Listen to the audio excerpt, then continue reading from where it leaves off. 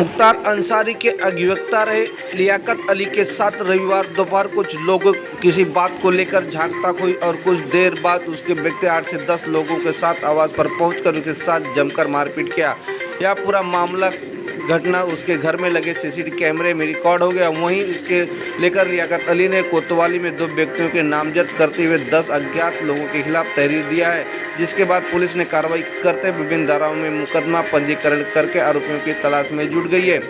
गाजीपुर जनपद के सदर कोतवाली इलाके में शिवपुरी कॉलोनी में रहने वाले रविवार के दोपहर पड़ोस में ही रहने वाले सत्य प्रकाश यादव और उसके एक रिश्तेदार से किसी बात को लेकर झगड़ा हुआ। उसके बाद सत्य प्रकाश यादव जो गैंग चलाता है उसके पेशे से अधिवक्ता भी है, उसने कुछ लोगों को फ़ोन कर बुलाया और उसके बाद 10 से 12 संख्या में लोग पहुंचे और उसके साथ जमकर मारपीट किया। इस मारपीट की पूरी घटना सीसीटीवी कैमरे में रिकॉर्ड हो गई।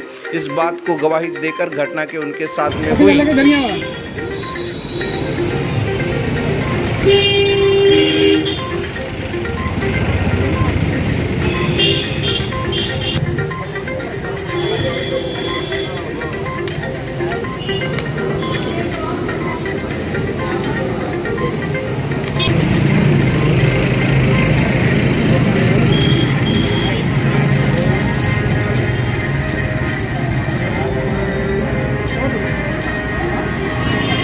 काय का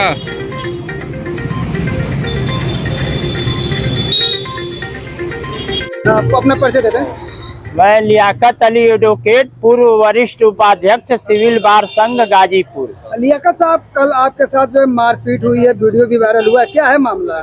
देखिए, मेरे घर पर कल संडे का दिन था और मैं काम करा रहा था मिस्त्री से। मेरे घर 2-3 मिस्त्री भी थे और मैं अपने दरवाजे पर था। लगभग दोपहर 1-1:30 बजे दिन में 10-15 आदमी अज्ञात जो है, उसमें 2 आदमी को मैं पहचानता हूँ, नाम भी जानता हूँ। एक सत्य प्रकाश यादव मेरे शिवपुरी कॉलोनी जो है वो फैमिली बाजार के सामने है, उस वहाँ अपने बहनोई के यहाँ रहते हैं और वो अपराधी किस्म के व्यक्ति हैं। सत्य प्रकाश यादव, उनका एक गैंग चलता है, तो वो मुगलानी चक के लोगों के साथ उनका गैंग चलता है। तो वो लोग और एक सत्येंद्र यादव वकील भी थे, जिनका वीडियो में फोटो है बकायदे। ये लोग अचानक हमारे दरवाजे पर आए और हमने पूछा कि क्या बात है, हमसे कोई गलती हो गई। तो ये लोग अचानक माँ बहन की भद्दी भद्दी गाली देते हुए और ये लोग अचानक मतलब कि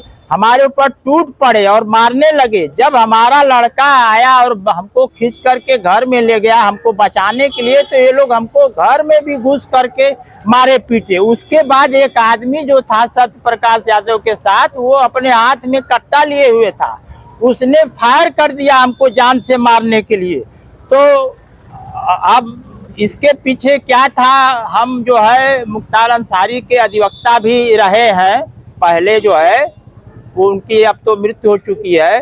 तो क्या मामला था, ये लोग हमको जान से मारने की नियत से आए हुए थे और ये लोग घर में भी घुस गए और ये एक आदमी ने फायर भी कर दिया जो हमारे अंगुली में लगी। उसके बाद जा करके हमारा दीवार में लग गई गोली। तो उसके बाद गाँव पड़ोस के लोग आ गए तो किसी तरह जान बचाए लोग। तो उसके बाद पुलिस में गया, मैं FIR कराने के लिए तहरीर दिया, जिसकी FIR दर्ज हुई और उसमें मेडिकल भी पुलिस ने कराया जा करके। और आज हमने जो है उस घटना के संबंध में सिविल बार एसोसिएशन के अध्यक्ष श्री गोपाल श्रीवास्तव को प्रार्थना पत्र दिया प्रस्ताव की अभियुक्त जो है सत्य प्रकाश यादव खुलेआम घूम रहा है।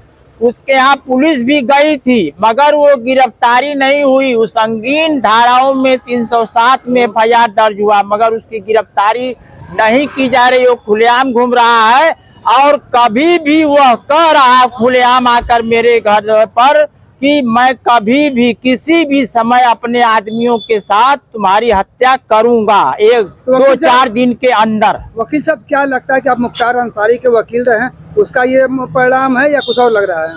देखिए, पहली बात तो ये ऐसा लगता है कि उनके अधिवक्ता हम रहे हैं, तो हो सकता है कि किसी की साजिश हो हमको जान से मरवाने के लिए और एक झगड़ा करने का एक बहाना ढूंढा जा रहा है। इसलिए जो है हमारी हत्या कराने की साजिश हो रही है। तो हमने जब अध्यक्ष महोदय को अपना प्रस्ताव दिया तो अध्यक्ष महोदय ने हमारे प्रस्ताव को लेने से इनकार कर दिया और उन्होंने कहा कि दबाव बना रहे हैं कि आप लोग समझौता कर लीजिए, ये प्रस्ताव मत दीजिए। अगर कोई वकील ही अगर किसी वकील के घर में घुसकर हत्या कर दे रहा है अपने अन्य अपराधी साथियों के साथ, तो क्या उसके लिए अलग से आईपीसी बनेगी? उसका कानून अलग बना है क्या कि उसके ऊपर अलग कानून चलेगा? या ऐसा तो कहीं नहीं है। लेकिन हमारे अध्यक्ष महोदय कह रहे हैं कि आप लोग समझौता कर लीजिए, मेरे ऊपर दबाव बना रहे हैं। इसका मतलब कि वो सत्य प्रकाश यादव से मिल करके अध्यक्ष महोदय मेरी हत्या कराना चाहते हैं। सिविल बार के अध्यक्ष श्री गोपाल श्रीवास्तव अब मेरे विरोधियों से मिलकर मेरी हत्या कराना चाहते हैं। अगर मेरी हत्या हो जाए तो सिविल बार संघ के अध्यक्ष गोपाल श्रीवास्तव को मुलजिम बनाया जाए 302 का और उनकी गिरफ्तारी तत्काल किया जाए, ये मेरी मांग है। और अभियुक्त जो खुलेआम घूम रहे हैं उनको तत्काल गिरफ्तार किया जाए। और मुझे पुलिस पर और कानून पर पूरा भरोसा है और माननीय मुख्यमंत्री जी के प्रशासन पर पूरा भरोसा है। माननीय मुख्यमंत्री जी से मैं मांग करता हूं कि ऐसे अभियुक्तों की गिरफ्तारी तत्काल किया जाए।